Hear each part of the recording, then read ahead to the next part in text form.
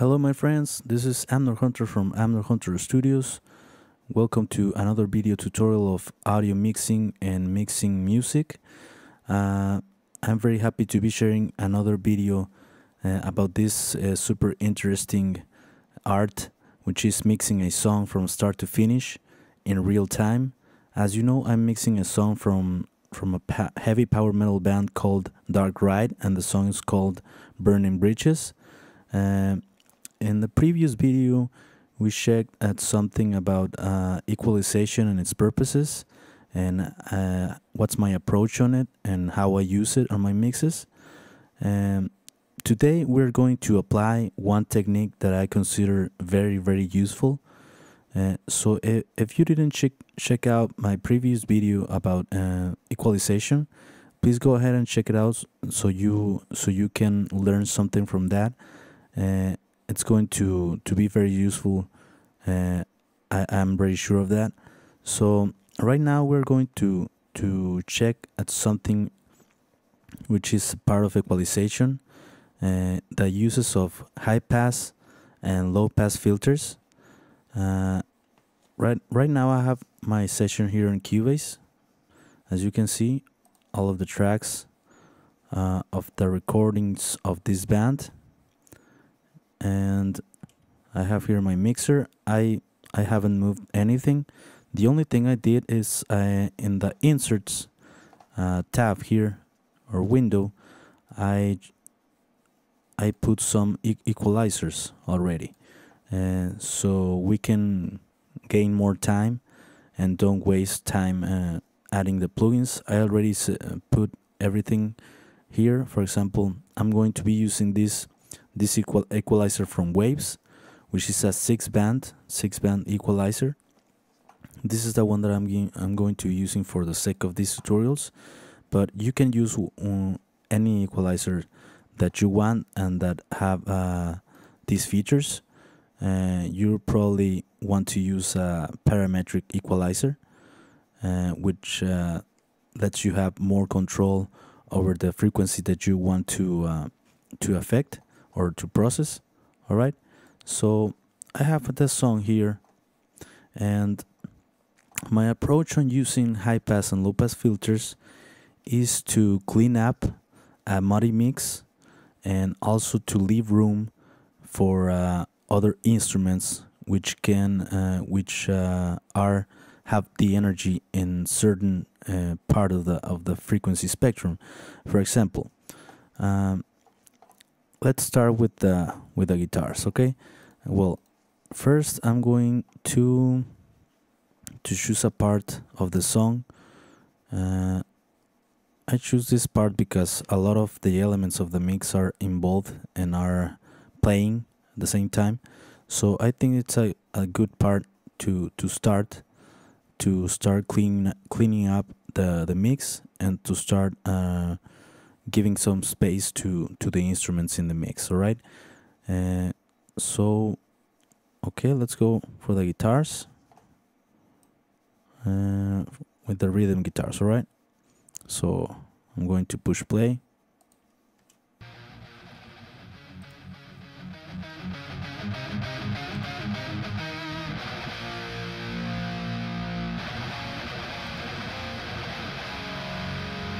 Okay, the guitar sounds awesome to me, but we can do something to help those guitars to fit more in the mix, and so they can have more clarity, and they can leave room for the bass and the kick drum, for example. So a high pass filter you choose here in the equalizer, and you have here the option of high pass. All right, high pass, and you turn on the band. All right, and here we have the frequency, the one that we're going to cut. But something really cool about high pass filters or low pass filters, which is the opposite, like this, right? And the high pass like this, right? Is that a high pass filter cuts all the frequencies. For example, if you choose 40 hertz, you are going to cut that frequency and below. So 40 and below, you are going to be cutting all those frequencies, okay? But instead of cutting the same amount of decibels per frequency, you are cutting like progressively, right? You are not cutting the same amount at 40 hertz than at 25 hertz, for example. So it's like a little curve here, and this curve you can actually control it sometimes in some equalizers with the Q control you have here. I believe in this equalizer is not controllable, but in some equalizers you can control this curve. You can make it more narrower, or you can open it up a little bit in some equalizers. All right. Okay. So what we can do here with the guitars is that guitars doesn't need some of the information that is right here on the frequency spectrum. All right. This part of the spectrum should be for the kick drum and for the bass guitar, for example. So with the high pass filters, we can remove some of those frequencies, some of those that low rumble, which is taking up a lot of headroom and which is taking clarity and separation from other instruments. So for example, let's check it out, the guitar. You will notice as I start to roll this filter, the guitar is going to be thinner, all right, as I move it to the right. All right, let's check it out.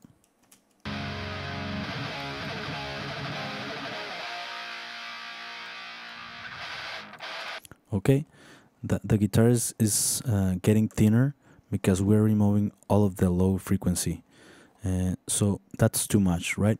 But that's one of the things I do is to start rolling the filter, and the time that I listen that the tone of the guitar changed, I back it up a little bit. So for example,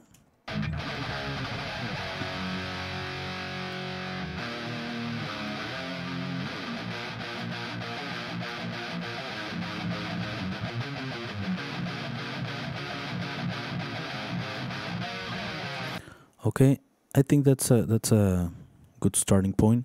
And with this button right here, we can bypass the plugin and listen to the differences.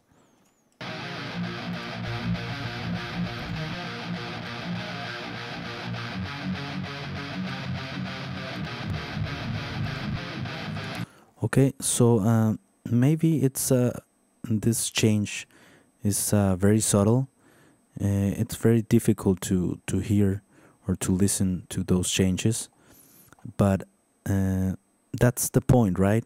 You are not changing the character of the guitar. You're just getting rid of some muddy frequencies that you have here, and you're leaving room for other instruments like bass guitar, kick drum, like I said before, and in other songs maybe some synthesizers or something like that. So that's what I do here. I think 129 hertz. It's a good point. So let's check it out again.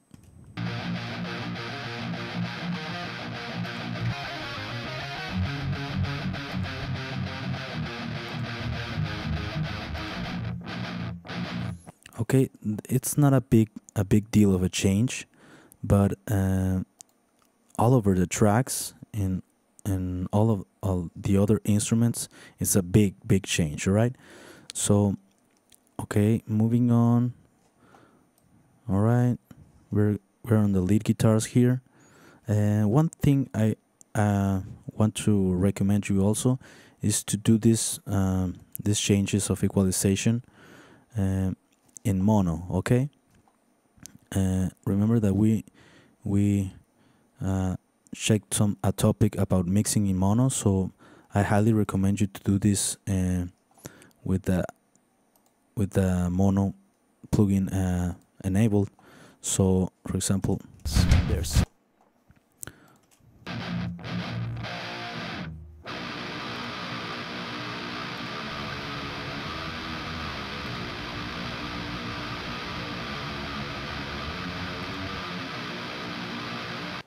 okay, and we want to use equalizers also in the context of a mix. Never use all of the things with the solo button, because we might like how something is equalized, but if we don't listen to it in the context of a mix, we're not achieving something. All right, so it's very very important to use the equalizer and the filters and everything in the context with all of the elements playing on the mix. All right, so we are in mono right now. Okay, so also on the guitars I want to use a high pass filter. I want to get rid of some of the frequencies, maybe above 16 kilohertz or 15. Those frequencies in a rhythm guitar are usually not. We cannot listen to that frequency that much, and by getting rid of some of those high frequencies, we're also leaving room here for the cymbals, for the hi-hat maybe too, and for the breathiness and air in the vocals. So I think in the rhythm guitars we don't need that. So let's check it out.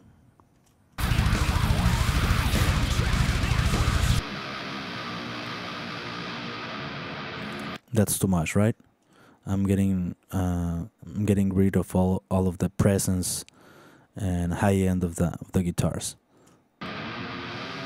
Again, we can roll the filter, and since we to the point that we can notice a difference.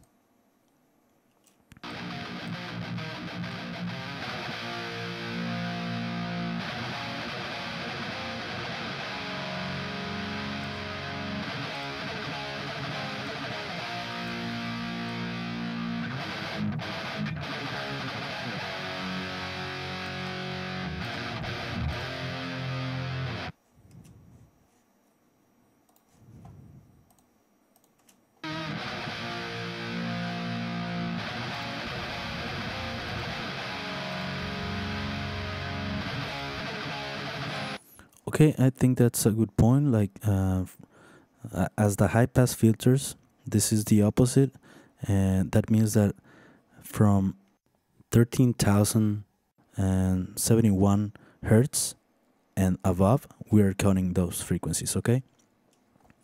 All right, so let's move on. We can. One thing I do also is, for example, on the kick drum, I like to use a high pass filter, but very very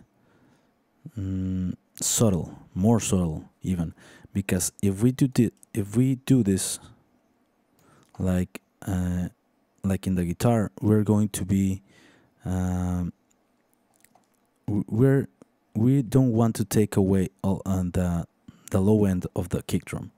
All right, so what I do here is just set this maybe where it was, or 35 hertz. And remember that the musical sound in music usually is from 40 hertz and above. So from 40 hertz and below, we cannot listen to that sound. It's very very low. Very very little of our, or very few of our devices can reproduce that sound. So that's why I do that. Also, I do that on the bass guitar. All right, here's the bass. So we can do that also to 35 hertz. And we also can use maybe a high pass filter here, a low pass, sorry. Check it out.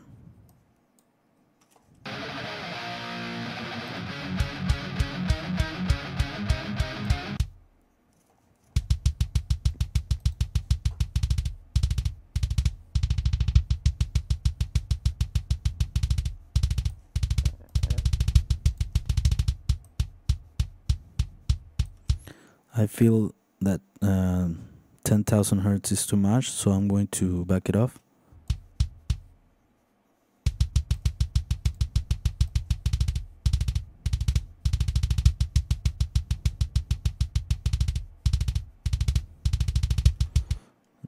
That's a good point for me. Let's do that with the bass also.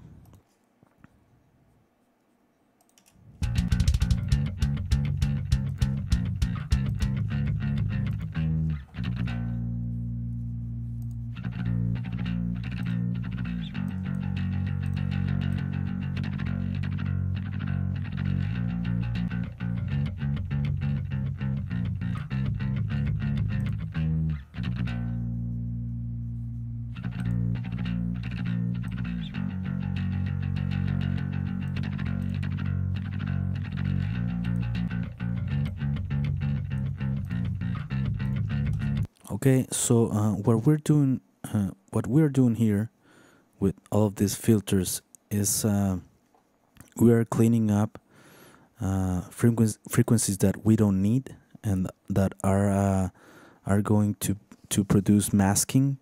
They're going to be covering up each other. So with this, we bring clarity to our mixes and we bring separation because we can listen better to all of the instruments, and they are the frequencies are not overlapping. Okay, so that's with the kick drum. The snare, let's do a high pass filter too. I use a high pass filter almost in everything. All right, so let's check it out. The snares.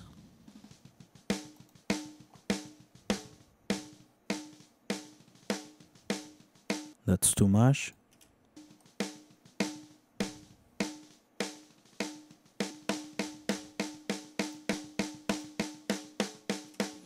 Okay, we don't see any changes when we bypass a plugin, but that's the point. We are getting rid of some stuff that it is there, even though we cannot listen to it very so much detail. All right.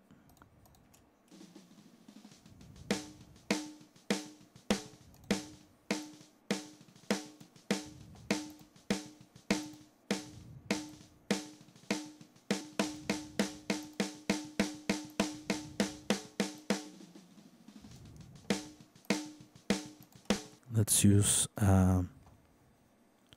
low pass filter too.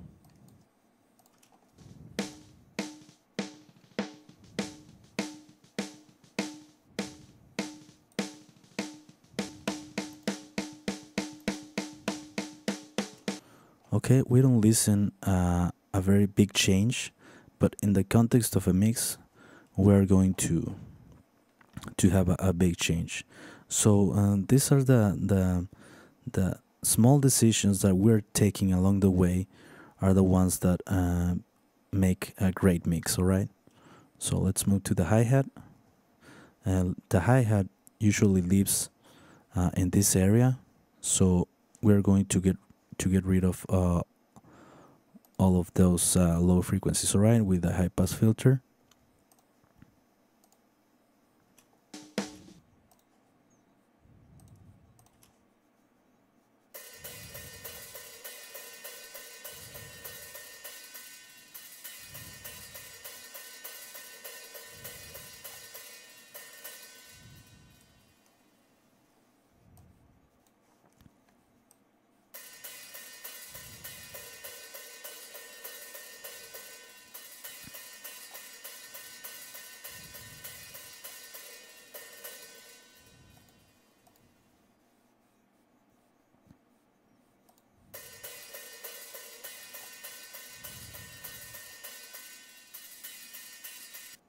that's too much, I think.